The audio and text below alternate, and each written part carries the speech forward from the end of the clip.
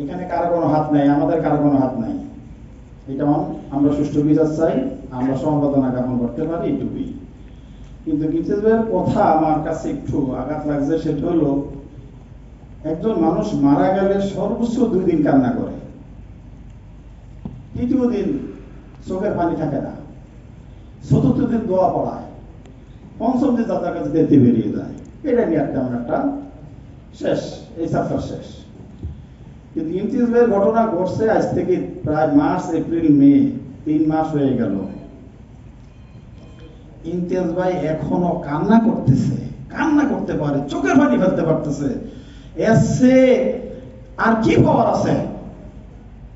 ইমতিয়াজ ভাই, আপনি জানেন না আপনার এই চোখের পানি আপনার ওয়াইফকে কোথায় নিয়ে যাবে? ব্যস্ত ওনার জন্য অবধারিত। একজন স্বামী তার ওয়াইফের জন্য এইভাবে কান্না করে, এতদিন লাগে কান্না করতেছে, এখনো কান্না করতেছে, আরো করবে। এসে বড় ভাব আর ওনার ওয়াইফের আর কি থাকতে পারে? মানুষ তো মরতে হবে একদিন। সত্যি এরকম মৃত্যু গজনের ভাগ্যে জুটে যে দেশ ও জাতি কান্না করে। যাই হোক, আমরা নিজেরা ওনার জন্য দোয়া করি এবং আমরা সবাই দোয়া করব ওনার ওয়াইফকে আল্লাহ যেন ব্যস্ত নসিব করেন। আর একজন এইভাবে যদি স্বামী কান্না করতে পারে, কান্না করে, অটোমেটিক চলে যাবেন উনি, এটা নিয়ে আর কোনো টেনশন নাই। আর ইমতিয়াজ ভাই ইনশাল্লাহ আমরা দোয়া করি উনি যেন এই শোক কাটিয়ে উঠতে পারে। এবং বাচ্চাগুলা একদম ছোট, এই বাচ্চাগুলার এখন আপনাদেরই এলাকার সন্তান, আপনাদেরই এলাকার সবকিছু। আপনারা যদি যারা এখানে আছেন, মা বাবা আছেন, স্টুডেন্ট আছেন, সবাই যদি একটু ওনার দিকে তাকান, একটু সহযোগিতা করবেন সব দিক দিয়ে, যে যেভাবে পারেন, যেভাবে করলে উনি একটু শান্তি পায়, সান্ত্বনা দিতে পারেন, সেটাই আপনাদের কাছ থেকে আশা করি। আমরা আজকে এখানে আসছি বিশ্ববিদ্যালয়ে ভর্তির কথা বলতে। আমরা গত 12 বছরের আপনারা কি করছেন, আর সামনে যে ভর্তির যুদ্ধ আসছে এটা কি করবেন। এখানে ওই শাড়িটা মনে হয় আমাদের দ্বারাই গত বছর বিভিন্ন পাবলিক বিশ্ববিদ্যালয় চান্স পেয়েছে, তাদের আসন সেখানে। আর বাকি এদের হলো ওনারা স্বপ্ন দেখতেছেন, আপনারা স্টুডেন্ট এখনো, যে আমরা এই বছর পরীক্ষা দিব। কেউ ফার্স্ট ইয়ার আছেন, সেকেন্ড ইয়ার আছেন। ফার্স্ট ইয়ার কারা কারা আছেন? First year. আর পরীক্ষার্থী আর চান্স প্রাপ্ত করেন, যত করবে তত লাভ। টেনশন করতে করতে আরামের মুখে হার করে দেন, ছাত্র জীবনে আরামই হারা। সেই বিশ্ববিদ্যালয়ে ভর্তি টেনশনই আছে। তোমরা যারা স্টুডেন্ট এখানে উপস্থিত আছো, তোমাদের সবাইকে ধন্যবাদ। আল্লাহ যেন তোমাদের সবাই মনের আশা পূর্ণ করেন, এই কামনা করে আমি আমার আজকের বক্তব্য শেষ নয়, শুরু করলাম। আজকে কিরকম যারা স্টুডেন্ট আছে, প্রত্যেকে ভালো স্টুডেন্ট, কোনো সন্দেহ নাই। খারাপটা কোচিং আসে না, ভালোই আসে। কিন্তু ভালোটা কোথায়? কলেজে। যে কলেজ থেকে বেরিয়ে আমাদের কাছে আসতো বা আর ভালো নেই, শুক্রবার জমানাত করতে আসতো।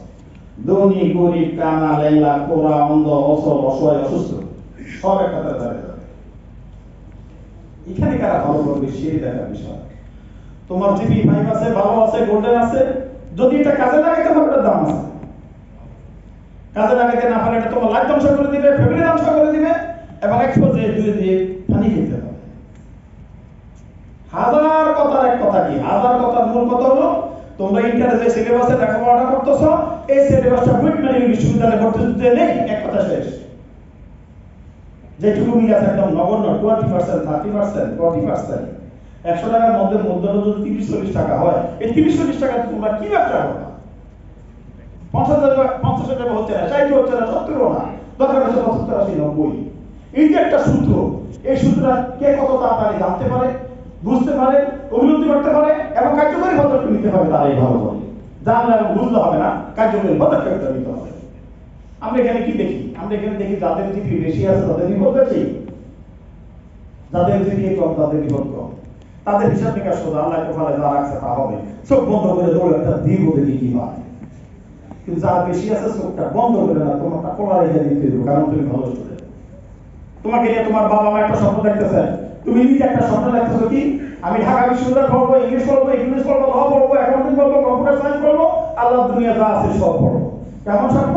রাত্রে ঘুমাইলে আমরা যেভাবে স্বপ্ন দেখি, সকালবেলা ঘুম থেকে উঠে দেখি কিচ্ছু নেই, অথচ সারা রাত স্বপ্নে ঘুমাইতে পারি না। এই স্বপ্নকে বাস্তবে রূপ দেওয়া কি কঠিন কাজ, ওই কঠিন কাজটা তোমাকে করতে হচ্ছে। বাবাই বলে পড়ো, মায় বলে পড়ো, ভাইয়া বলে পড়ো, আপু বলে পড়ো, সারা বলে পড়ো, কেন আমার একটু বলে দিতে পারে না?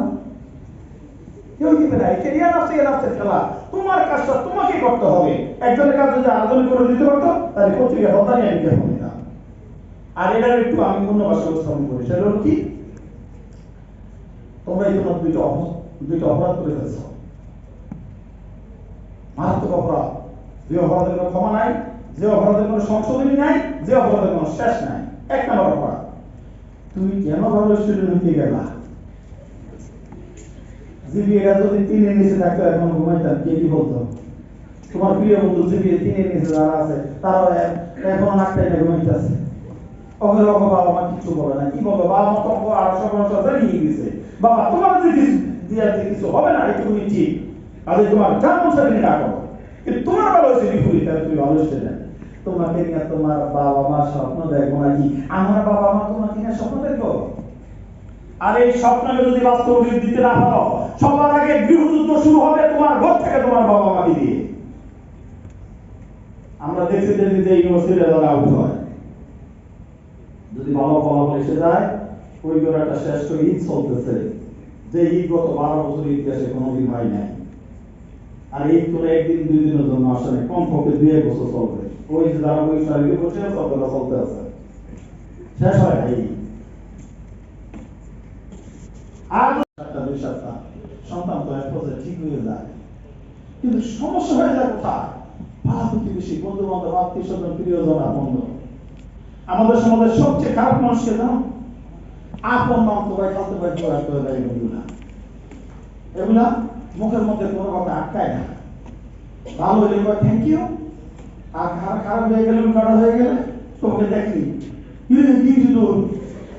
তুই তো নষ্ট হয়ে গেছিস, খারাপ হয়ে গেছিস, ফের করছিস তুই, মা সম্মান দিতেছে আনবো, তোর জন্য রাস্তা দিয়ে হাঁটতে পারতেছে, সবাই খালি তোর কথা জিজ্ঞাসা করে। কিছু বলার আছে তোমার? সাবধান। এই কথাগুলা এখনই ভাববা, এই জগৎ নিয়ে এখনই ভাববা। কিন্তু আমরা ভাবি সবার শেষে, বাবা মা মরে গেলে কানাকাটি করে লাভ নাই, মরার আগে কানাকাটি করবা। একদিন সবাই মিলে বলবা যে তুমি মরে গেলে আমরা এই স্টেজে কানাকাটি করি, যা তোমার পছন্দ হয় কিনা। এটার মধ্যে একটা তৃপ্তি আছে।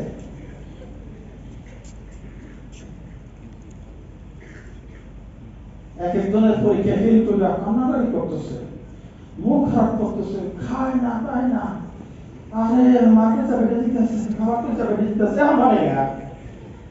এখন ফাটে কেন? হ্যাঁ, এটা কি কান্না করে জানেন? এটা মায়া কান্না। মায়া কান্না কোনটা জানেন? বিয়ের দিন একটু কাঁদতে হয়, না কাঁদলে না সেটা তো কয়। এত বড় একটা রেজাল্ট আছে, 5 সপ্তাহ হারা নাই, ফেল করে আইছে, এখন যদি চোখে পানি না ফেলে, কান্নাকাটি না করে, ভাত না খাইতে চাইবি, তাহলে কেমন হলো? এটা হইল? অভিনয়ের তো একটা সীমা আছে নাকি? আহ্বা, যাই হোক, কথাগুলো ডাইরেক্ট বলতেছি, এখন এতক্ষণ ঘুরে ঘুরছি, এখন ডাইরেক্ট বলি। তোমরা গত 12 বছরের অনেক লেখাপড়া করছো, তাদের ধারণা হয়েছে তুমি এই লেখাপড়া দিয়া তুমি সামনে যে প্রতিযোগিতা আসতেছে সেটা পার হয়ে যাবে। আর আমাদের বক্তব্য হচ্ছে এটা বিপরীত। তুমি গত 12 বছরে যত লেখাপড়া করছো, যত পরীক্ষা দিচ্ছ, সব এক জায়গায় করো, আর সামনে যে প্রতিযোগিতা আসতেছে ওটা এক জায়গায় করো। আমার মনে হয় এই প্রতিযুদ্ধের ওজনটা অনেক বেশি। কত বেশি? এটা একটা এক্সাম্পল দিয়ে বলতে পারি। কিয়ামতের আগুন এবং এই দুনিয়ার আগুনের মধ্যে পার্থক্য কত? কিয়ামতেরটা 70 গুণ বেশি, আর আমার কাছে মনে হইতেছে এই প্রতিযুদ্ধটা 70,000 গুণ বেশি।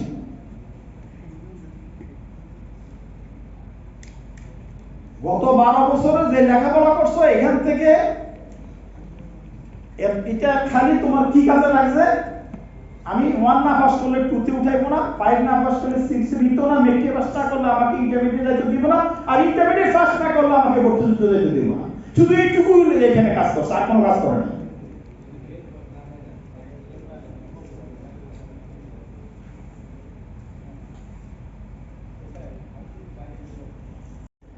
সারা বাংলাদেশে একটাই কলেজ দিই, সবাই একসাথে পরীক্ষা দিতেছে, একটা ইউনিটে 1 লাখ 1.5 লাখ 2 লাখ পরীক্ষা দিচ্ছে। আসন সংখ্যা কত? এটা কি তোমার জানা আছে? তুমি কোথায় পড়তে চাচ্ছ? তুমি যদি লেখাপড়া এইটা বক্তব্য দিই, আমাদের সেই পুরাতন প্রতিষ্ঠান ইউসিসির পক্ষ থেকে আমি বক্তব্য দিই। তো এখানে সবাই সবার আনুষ্ঠানিকতা পরিপূর্ণ, যা যা বলার সব কিছু বলে। তো ছেলেমেয়েরা দিন শেষে সব এক জায়গায় চলে যায়। তো আমি আজকে এসেছি সেই গত বছরে যে অনুষ্ঠানে এসেছিলাম, আজকেও সেই অনুষ্ঠানে এসেছি। গত বছরের বক্তব্যই আবার দিব। কিছুক্ষণ আগে একজন বললেন যে আইনস্টাইনের গল্পটা, আসলে ওই গল্পের মতোই কিছু বলতে চাই।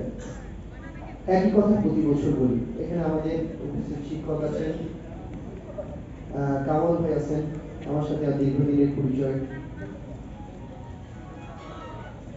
তো বক্তব্য সংক্ষিপ্ত করব, তার আগে যারা শিক্ষার্থী আছে তাদেরকে কিছু পরামর্শ দেব। সর্বদাই ডান পাশে আছে ফার্স্ট ইয়ার 2027, মাঝখানে পরীক্ষার্থী 26, বাম পাশে চান্স প্রাপ্ত শিক্ষার্থী। 27 সালের শিক্ষার্থী মনে করছে 26 সালে যেতে পারলে ভালো হতো, 1 বছর আগে যেতে পারতাম। 26 সালের শিক্ষার্থী বলছে পরীক্ষা শেষ হলে ভালো হতো, আমরা ইউনিভার্সিটিতে ভর্তি হতে পারতাম। তো লাস্ট বেঞ্চে যারা আছে এই শিক্ষার্থী মনে করছে যে আমরা সবেমাত্র ইউনিভার্সিটিতে আসলাম, অবশ্যই ভালো কিছু একটা করবো, পৌঁছাবো। তো এই ধাপ পার করতে গেলে আমাদের যে জিনিসগুলো লাগবে সেটা হচ্ছে পরিশ্রম করা লাগবে, সময়কে উপযুক্ত ব্যবহার করা লাগবে, আর সর্বোপরি পড়াশোনা করা লাগবে।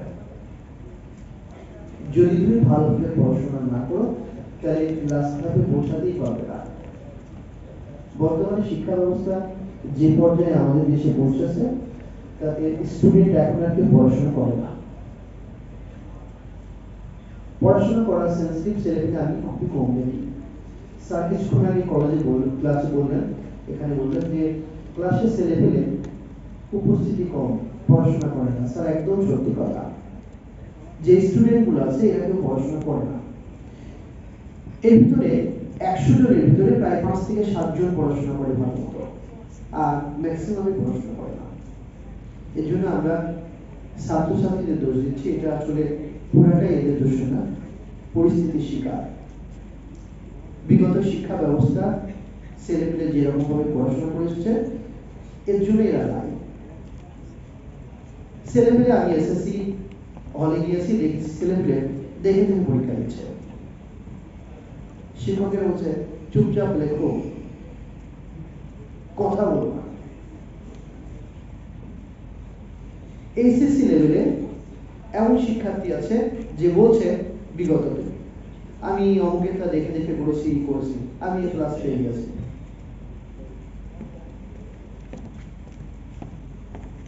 এদের পড়াশোনা না করে করে অভ্যাসটাই খারাপ হয়ে গেছে।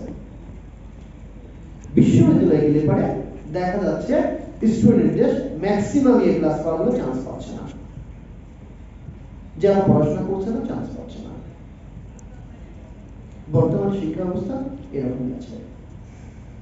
এর ভিতরে অল্প কিছু সংখ্যক যারা ভালো করে পড়াশোনা করছে এরাই বিশ্ববিদ্যালয়ে চান্স পাচ্ছে না। এরা চান্স পাচ্ছে মূলত এদের যোগ্যতা আর সর্বোপরি একটা জিনিস, ভালো একটা প্ল্যাটফর্মে পৌঁছানোর জন্য, ভালো শিক্ষকের অধীনে থাকার জন্য। পরিশ্রম এদের নিজস্ব, শিক্ষক চান্স পাওয়াতে পারে না। এরা নিজেরা পরিশ্রম করে চান্স পেয়েছে, কিন্তু এর জন্য প্রথমে এদের জায়গা হচ্ছে একটা ভালো প্ল্যাটফর্ম। কুষ্টিয়াতে ইউসিসি আছে, যা আমার দেখা মতে দীর্ঘ সময় ধরে পড়ছে। এখানে যা আছে কি আছে, এটা ভালো প্ল্যাটফর্ম। আমরা যে ইউসিসি ক্লাস নিই, এখানে হিসাব বিজ্ঞান ক্লাস আমি পুরো শেষ করে দিই এবং রিভিশন করে দিই। প্রত্যেকটা লেকচার শিট কিন্তু 2 দিন করে দিই। ছেলেপেলে ক্লাসও বুঝিয়ে দিই। ম্যানেজমেন্টে যে ছিল তরিকুল একদম সিমিলার, ইংরেজি স্যার ছিল, প্রত্যেকে সবাই একটা বিরাট সম্ভাবনা সামনে নিয়ে তোমরা এগোছো। একদল সেই তার নির্দিষ্ট লক্ষ্যে পৌঁছে গেছে। আমাদের এক স্যার, সোহেল স্যার বললেন যে জীবনটা একটা ড্রামা, একটা নাটক, আর সেই নাটকের ট্র্যাজেডি হবে কি কমেডি হবে, আমি ওটা মনে করি না। আমি মনে করি নাটক যেই লিখুক, আমি ওই নাটকের শেষ দৃশ্যটা আমি লিখবো এবং সেই দৃশ্যে সেই ডায়লগটাও আমি, এবং সেই ডায়লগটা আমি আমি কোন আমি যে আমি সফল। কারণ হলো আমি যদি সফল না হই তাহলে আমার জীবনের গল্পটাই ট্র্যাজেডিতে ভরে যাবে। আমি ট্র্যাজেডি চাই না। মোতাহার হোসেন চৌধুরী তিনি বলছেন শিক্ষা ব্যবস্থা হলো নিচ থেকে ঠেলা আর উপর থেকে টানা। এখন দেখো, উপর থেকে টেনে একটা মানুষের গাছে ওঠানো যায় না কিন্তু, হ্যাঁ, তাহলে কি করতে হয়, নিচ থেকে ঠেলতে হয়, উপর থেকেও টানতে হয়। এই যে নিচ থেকে ঠেলার কাজটা করে দেয় যে ইউসিসির মতো ভালো প্রতিষ্ঠান। আমার এখন মনে পড়ছে 2006-07 সালের দিকে আমি ইউসিসিতে ক্লাস নিয়েছি। আমি যখন ঢাকা বিশ্ববিদ্যালয়ের স্টুডেন্ট। 2006 আর আজকে 2026, 20 বছর হয়ে গেল বিরাট। অর্থাৎ ইউসিসির 41 বছরে 20 বছরই আমি এর আগে ছিলাম এবং এখনো আছি। তো একটা কথা বলা হয় যে তুমি কি বললে তার চেয়ে গুরুত্বপূর্ণ হলো তুমি কিভাবে বললে। ভাই বাবারেও এটা বলা হয় যে তুমি কি বললে তার চেয়ে গুরুত্বপূর্ণ হলো তুমি কিভাবে বললে কথাটা, কি কৌশলে বললে। এই যে কি বললে তার চেয়ে গুরুত্বপূর্ণ কিভাবে বললে, এই কিভাবে এটা শেখাই হলো শিক্ষা প্রতিষ্ঠান বা এই যে ইউসিসির মতো এরকম প্রতিষ্ঠান যারা তোমাকে শেখাবে বিশ্ববিদ্যালয়ের জন্য চান্স দিতে হয় কিভাবে, কিভাবে জীবনকে গড়ে তুলতে হয়। আমি অনেক সময় আমার স্টুডেন্টদের মজা করে বলি, দেখো তুমি অনেক বড় কিছু হয়েছো, তার চেয়ে গুরুত্বপূর্ণ হলো তুমি ভালো মানুষ হয়েছো কিনা। আমি মজা করে অনেক সময় বলি, তুমি ইঞ্জিনিয়ার হয়ে তুমি রডের পরিবর্তে বাড়িতে দেশের বাসটা দিয়ে দিও না। অর্থাৎ আমরা যেখানেই যে যাই না কেন আমাদের মূল কাজ কিন্তু ভালো মানুষ হওয়া। আর আমি বিশ্বাস করি যে এই প্রতিষ্ঠানটা দীর্ঘদিন আমি যেহেতু আছি, এটা তোমার প্রাতিষ্ঠানিক শিক্ষার পাশাপাশি তোমার নৈতিক শিক্ষা এটা তোমাকে দিবে এবং প্রকৃত অর্থে ভালো জায়গায় যেতে গেলে তোমাকে পরিশ্রমের সর্বোচ্চ বিন্দুতে পৌঁছাতে হবে। এটা মনে রাখবা যে তুমি যদি মনে করো যে আমি অল্প পরিশ্রম করে আমি সফল হয়ে যাবো, এই গল্প ভিন্ন গল্প। তোমাকে মনে রাখতে হবে এখানে যারা মঞ্চে আছে তারা এক একজন, ওই যে আমি বললাম না নাটকের সেই দৃশ্যটা সে নিজে লিখেছিল, এই কারণে সে সফল হয়েছে। ওই যে ওই আজকে বক্তব্য দিলেন, কয় তুই কি পারবি, কয় পারবো স্যার। তো ঠিক আছে। মজার ব্যাপার হচ্ছে যে ওই দিন ড্রাইভারটা এত ভালো বক্তব্য দিয়েছে, আইনস্টাইন নিজেও অভিভূত হয়ে গেছে। অর্থাৎ যদি গুণীজনের সাথে থাকা যায়, ভালো মানুষের সাথে থাকা যায়, ভালো প্রতিষ্ঠানের সাথে থাকা যায়, সফলতা আসবে। আমার এখন কলেজ, আমার এটা দিয়ে 4টা কলেজের অধিকাংশ জায়গায় দেখেছি যে ছেলেমেয়েরা আসলে ক্লাস করতেছে না, সেরকম আগ্রহী না, কিন্তু দেখা যায় আলটিমেটলি সবাই মোটামুটি একটা জায়গায় দাঁড়িয়ে যায়। অর্থাৎ প্রত্যেকটি স্টুডেন্টের মধ্যে কিন্তু কিছুটা কোয়ালিটি আছে, যে কোয়ালিটির যদি বিকাশ সাধন করা সম্ভব হয় তাহলে কিন্তু সে সফলতার দ্বার প্রান্তে চলে যায়। আর ইউসিসি এমন একটা ব্র্যান্ড যেটা মানুষকে সেই দ্বার প্রান্তে তার স্বপ্নের জায়গায় পৌঁছায় দিতে আপ্রাণ চেষ্টা করে।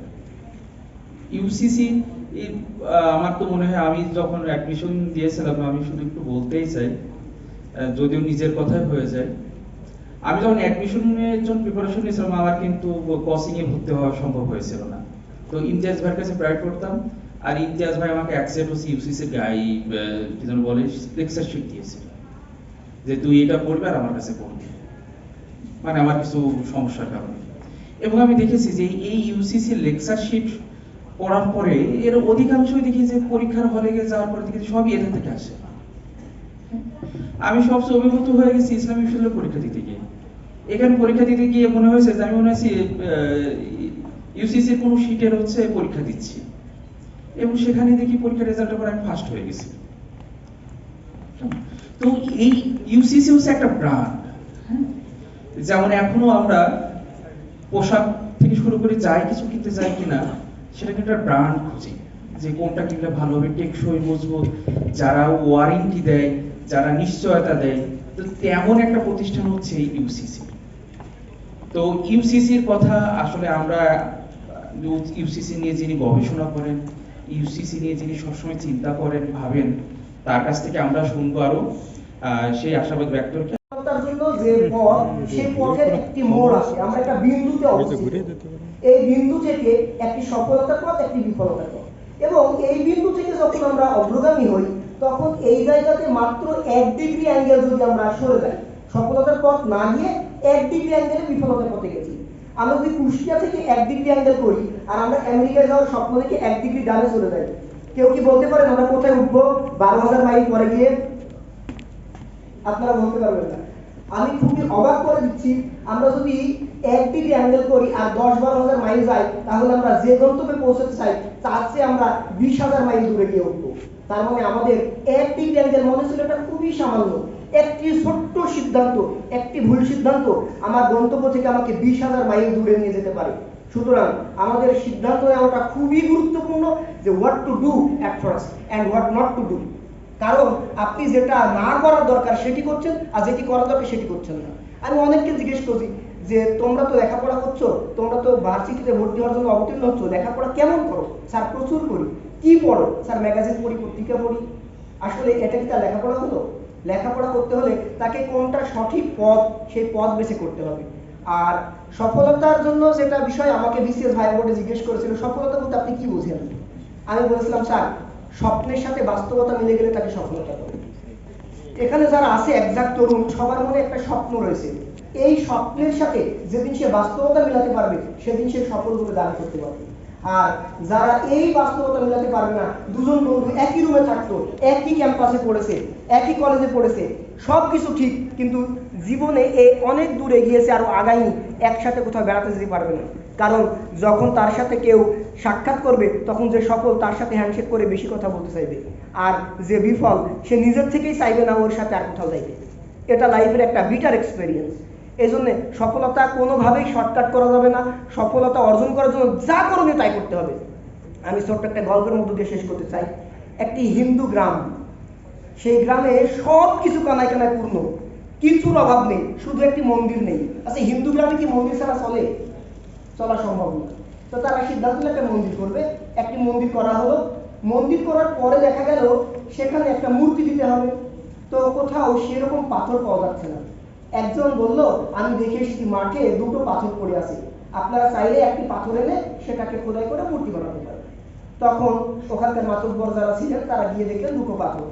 তারা প্রথম যে পাথরটা দেখলেন তাকে বললো, তুমি এত কষ্ট করো, রোদ বৃষ্টি ঝড়ে, তোমাকে আমরা নিয়ে যাব, কিছুকাল কষ্ট দিব, কারণ খোদাই করার সময় তোমার খুবই কষ্ট হবে, কিন্তু তারপর যখন তোমাকে দাঁড় করাবো, আজীবন মানুষ তোমাকে পূজা করবে, তুমি আজীবন সম্মানিত হবে, তুমি কি চাও যেতে? বলতো, আমার গায়ের উপর দিয়ে খুন্তি, চাকু, ছুরি এগুলো চালানো হবে? ইম্পসিবল, আমি কষ্ট করছি এখানেই করি। আবার দ্বিতীয় মূর্তির কাছে যাওয়া, দ্বিতীয় পাথরের কাছে যাওয়া হলো, সেম তাকে প্রপোজ করা হলো। সে বললো, কিছুকাল কষ্ট করার পর আজীবন সম্মানিত, আচ্ছা আমি রাজি। তারপরে সেটাকে নিয়ে যাওয়া হলো, তাকে খোদাই করে মূর্তি করে বসানো হলো। এবার যেদিন প্রথম পূজা দেওয়া হবে, নারকেলের পানি দেওয়া হবে, কিন্তু ব্যাপার হলো সবাই নারকেলের পানি যখন ঢালছে নিচে কাদা হয়ে যাচ্ছে।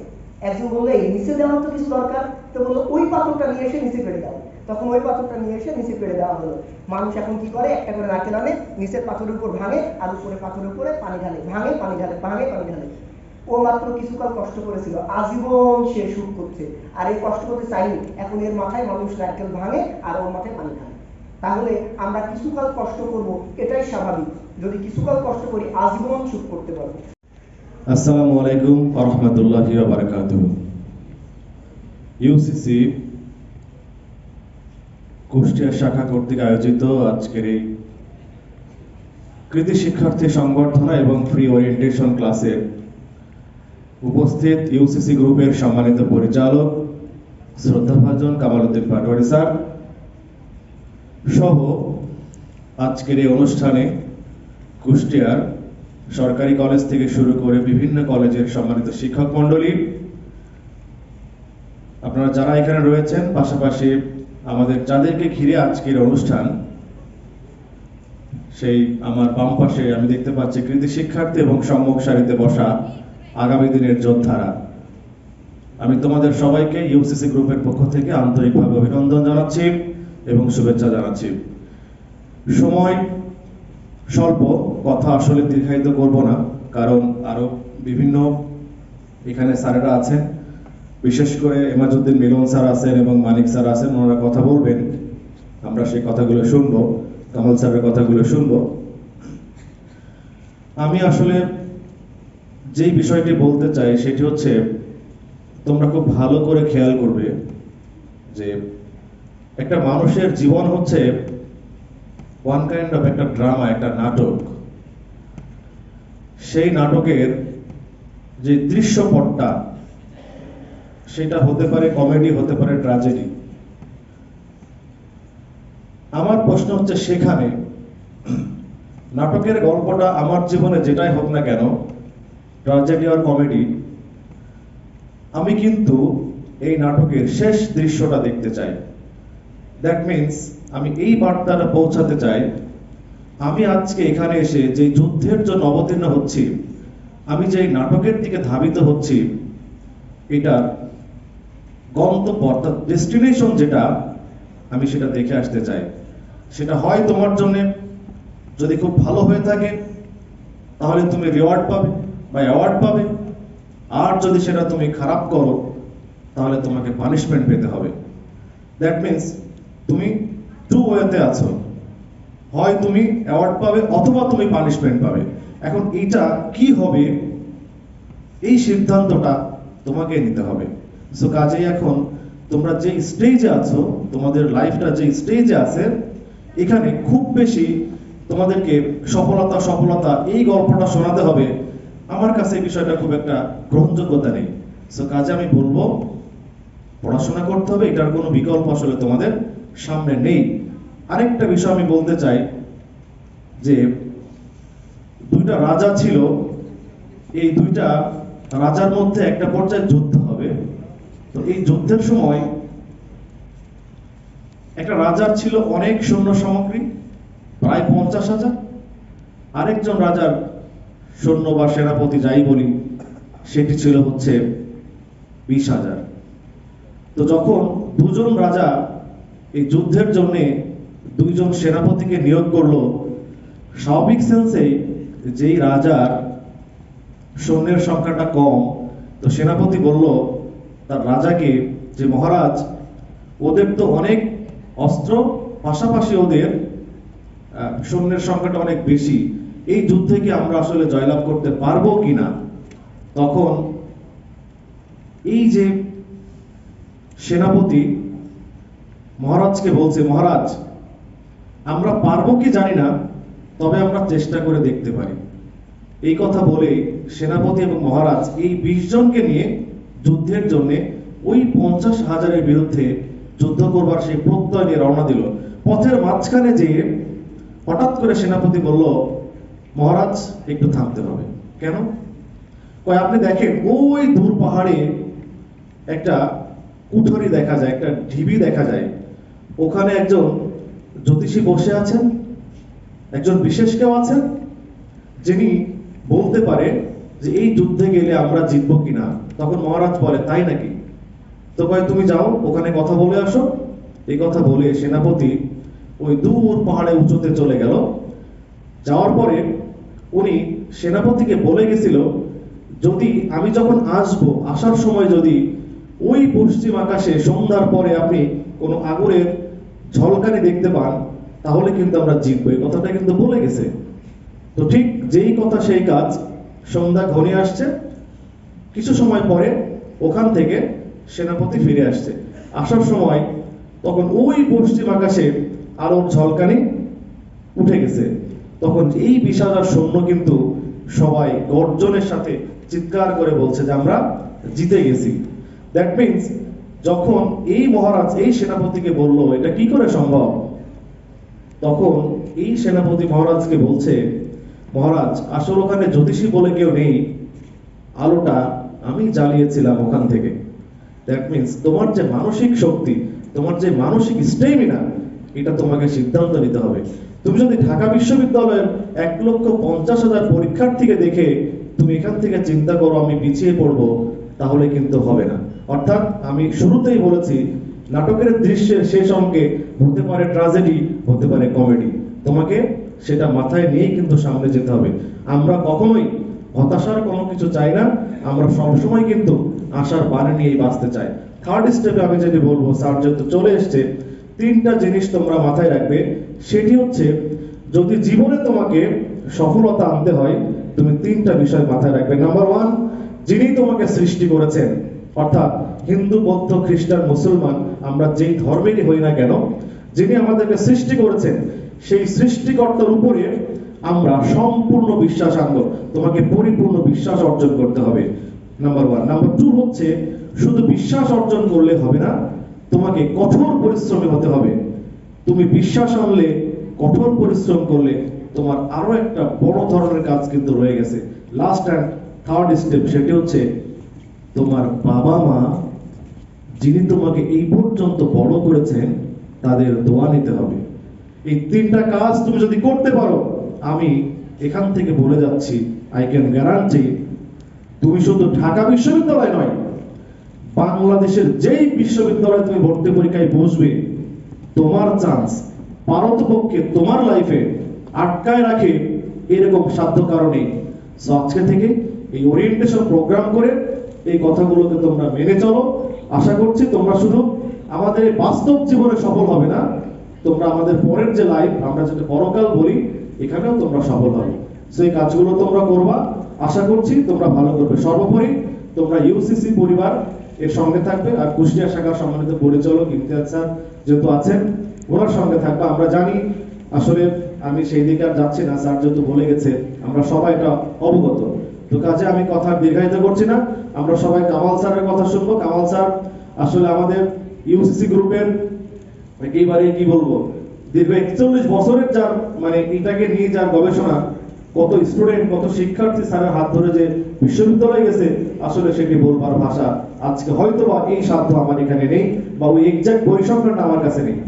তো কুষ্টিয়ার তোমরা যারা আছো, একটা জিনিস আমি তোমাদেরকে আমার পক্ষ থেকে আমি স্যারের সামনে ধন্যবাদ দিতে চাই, যে বাংলাদেশের যতগুলো ব্রাঞ্চে স্যারের সাথে যাওয়ার আমার সৌভাগ্য হয়েছে, আমি আমার মেহেরপুর, কুষ্টিয়া এবং চুয়াডাঙ্গা অঞ্চলের শিক্ষার্থীরা যেই পরিমাণ রেসপন্সিবিলিটি শিক্ষকদের দিয়ে রাখেন বা দেখান, বা তারা যেই পরিমাণ সম্মানটা দেখান, স্যার আপনি দেখছেন আমার এলাকার শিক্ষার্থী, আমি গর্ব করে বলতে পারি, ওরা কতটা বিনয়ী, ওরা কতটা ভদ্র এবং কতটা মনোযোগ দিয়ে স্যার আমাদেরকে সম্মান করে আমাদের কথাগুলোকে ধারণ করছে। এই জন্য আমরা কুষ্টিয়া শাখার পরিচালক সহ আমরা কামাল স্যারকে একটা তালি দিতেই পারি আমাদের কুষ্টিয়ার পক্ষ থেকে। এবং আমরা যারা আন্তরিক একাডেমিক কেয়ারের দায়িত্বরত শিক্ষকরা আছি, সবার সম্মিলিত প্রয়াসে আমরা এবছরেও মার্চ মাস পর্যন্ত ক্লাস কন্টিনিউ করেছি। মানে কোর্সের পরীক্ষা হয়েছে এপ্রিল মাসের 2 তারিখে মানবিকের, মার্চ মাস পুরোটাই আমরা ক্লাস নিয়েছিলাম অ্যাডমিশন টেস্টের। তো আমাদের কমিটমেন্ট স্টুডেন্টদের সঙ্গে যেটা থাকে, আমরা আমাদের জায়গা থেকে পূরণ করার চেষ্টা করি। শুধু এতটুকুই বলবো যে কুষ্টিয়া ইউসিসি শাখাতে যারা অ্যাডমিশনের জন্য ভর্তি হবা, তারা অন্তত ভুল পদক্ষেপটা আমার জায়গা থেকে আমি মনে করি কখনোই নেওয়া হবে না।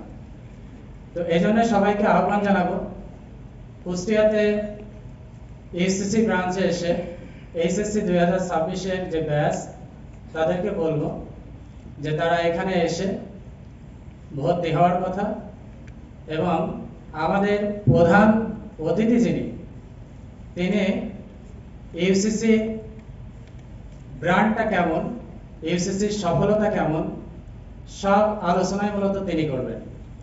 তো এই জন্য আমি আমার বক্তব্য এখানে দীর্ঘায়িত করব না, আমি আমার কথা এখানেই শেষ করতেছি। সবাইকে আবারও আসসালামু আলাইকুম। অনুষ্ঠানে উপস্থিত হয়েছ, অর্থাৎ প্রথম যে বিষয়টা সেটা এই ব্যাপারে কোনো সন্দেহ নেই, তোমরা সেদিকে এগিয়ে গিয়েছো। দ্বিতীয়ত হচ্ছে পরিশ্রম। পরিশ্রমের ব্যাপারে যদি কেউ পিছপা হও, সফলতা নেই তার। যিনি পরিশ্রম করে সফলতা তিনিই পান। আল্লাহ তাআলা পবিত্র কোরআনুল কারীমের মধ্যে বলছেন, ওয়াল লাইসা লিল ইনসান লি ইল্লা মাশা, অর্থাৎ সফলতা তার জন্যই রয়েছে যিনি পরিশ্রম করে। পৃথিবীতে একটু খেয়াল করো, আমরা ম্যাক্সিমাম মুসলিম, অনেক ইহুদি, খ্রিস্টান, নাস্তিক, বেদিন সফল হয়ে যাচ্ছে। আমরা মনে করি যে আসলে তারা কেন সফল, আমরা তো আল্লাহর হুকুম মেনে চলি। কিন্তু আল্লাহ তাআলা কোরআনের মধ্যে তো কথা দিয়ে রেখেছে যে যে পরিশ্রম করবে সফলতা সে পাবে, তাই তারা সফল। পৃথিবীর সবার কথা মিস হবে। তোমার বাবা মা কথা দিলে নাও রাখতে পারে, আমি কথা দিলে নাও রাখতে পারি, তোমার যে প্রিয় মানুষ সেও কথা দিয়ে নাও রাখবে না। কিন্তু আল্লাহ তাআলা যে কথাটা দিয়েছেন, এই কথার কোনো ব্যত্যয় ঘটবে না, আর সেটাই আমরা দেখতে পাচ্ছি।